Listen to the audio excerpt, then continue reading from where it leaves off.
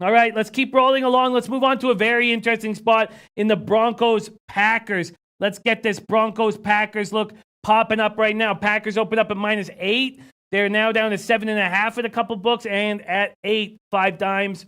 Worrying about teasers has them at -9, but I don't really consider that legitimate. The total opened at 43.5. It's now at 42.5.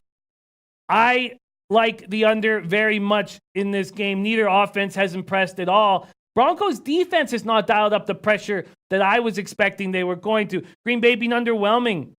The defense is impressed. So we have this Packers offense that it looked in the first half of the game against the Vikings at home at Lambeau that, maybe their offense is getting it together. And then again, in the second half, we just saw no creativity with this offense at all, with Aaron Rodgers at quarterback and no creativity. I don't know if I've ever said that before. And Denver's offense is just anemic. I was not on the Broncos-Bears game, but many of my friends were on the Bears. And you were one of them, Donnie, so I was cheering for you in that wild couple minutes. Now, it was in Spanish, so I had very little idea what was going on. Some of the penalties, I didn't know what. I was like, what's going on here? Somebody help me, what's going on? Broncos-Packers, Donnie, I'm interested in this under. What do you think here? You know what's interesting? In the Green Bay Packers, God love them. I mean, I had them in the pick six contest. I'm looking at 21-0. Like, I'm a genius.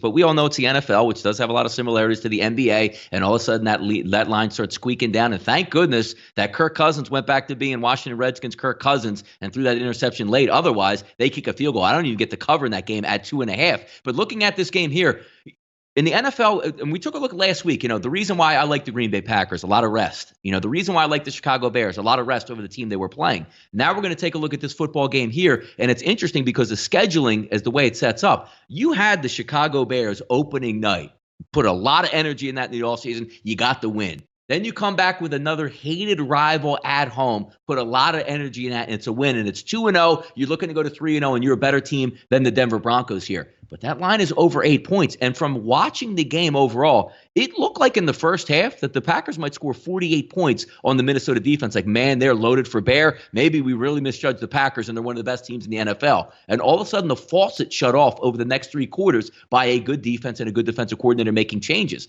You're going to have that same type of MO here coming into the game because the Denver Broncos, the one thing that they can do is they can get an organic pass rush from their front four. They're going to be able to do it. And I don't take a lot of stock last week because theoretically, probably looking at the game, the Bears should have had that game wrapped up. They didn't. But then at the end, the way it turned out, the Broncos should have beaten the Chicago Bears last week. That's the best defense in football. So whenever you go up against one of the best defenses in football, which I do like the Green Bay Packers defense, you're going to be up for that challenge. Something tells me right now, early in the week, Jimmy, if you're going to give me 8 points in this game, I'm going to lean to Denver just for the simple fact in the scheduling where you were so up for those first 2 games to beat your division rivals. Now you go into the AFC, and yes, you could still get the win. You can win 24-20 in this game, get the win and move on, but you're still going to get the cover if you're looking at the Denver Broncos. But the over-under in this one, 42.5, 43, I'm more likely to actually take the under in this football game because I think both of these teams play some pretty good defense in this one, Jimmy.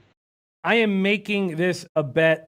I don't know if it will end up being a 2-unit play in the contest, but I'm making this a bet. Speaking of that contest, the $50,000 Pick 6 contest, you can still get in. Even if you haven't been in, you can still get in and be eligible for everything. All of the prizes. You can miss up to 2 full weeks and still get in. So jump in the contest now if you are not in. There is the link right there. There is a link right there. I am making this a play. I'm making the under a play. I can understand why you guys think the Broncos can cover. Alex Ramirez says Broncos will not score. Michael S. says, wouldn't be surprised if Packers keep Broncos to under a touchdown. Remos is already on the under. Great job. Tormino says Green Bay's defense is good, but their offense disappears at time. And Drew Barron says not ready to lay 7.5 with Green Bay yet. I can understand that. Jake Bell said I grabbed the under at 43. Well, I'm going to take it at 42.5. And I'm going to get on this as soon as possible. So that's the first play that I'm definitely jumping on.